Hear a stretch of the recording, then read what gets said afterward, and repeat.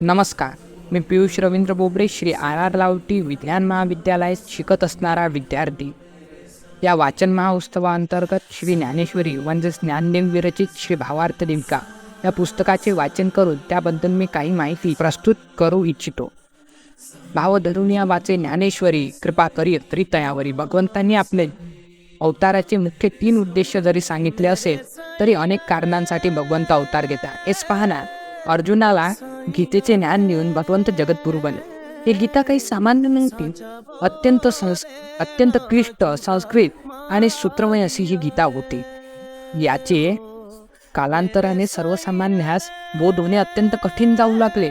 त्यावेळेस भगवंतांनी श्री ज्ञानेश्वर रूपात येऊन या गीतेला श्री भावार्थ दीपिका रूपात प्रगट केले. ही ज्ञानेश्वरी अत्यंत अद्भुत, अद्वितीय आणि विलक्षण असं पुस्तक आहे. या ग्रंथात ची विशिष्ट अशी की एक वेळेस माऊली त्यांचे भावंड आणि मुक्ताबाई रस्त्याने जात होते तेव्हा त्यांना मृत सच्चिदानंद बुवा दिसले. मुक्ताबाई म्हणतात माऊलींना, अरे दादा, हे कोण आहे जे असे मूर्छित पडलेले आहे?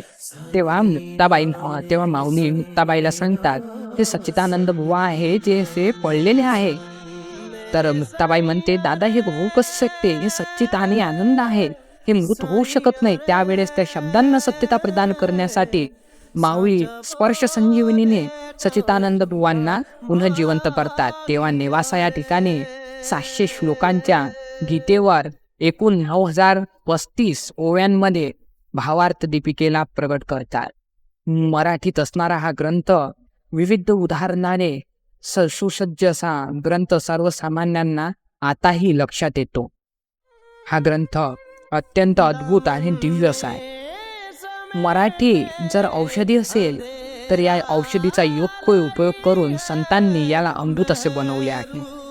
श्री ज्ञानानंद शास्त्री विरचित ज्ञानेश्वरीच्या आरतीत ते म्हणतात, देवाचे मनोगत जाणून स्पष्ट, जगाच्या कल्याणा करुणी प्रगट, मराठी भाषेत कैवल्याची वाट, तुझ माझी सहज दाविली नीट.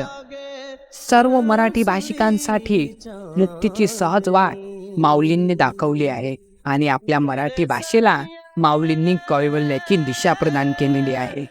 धन्यवाद.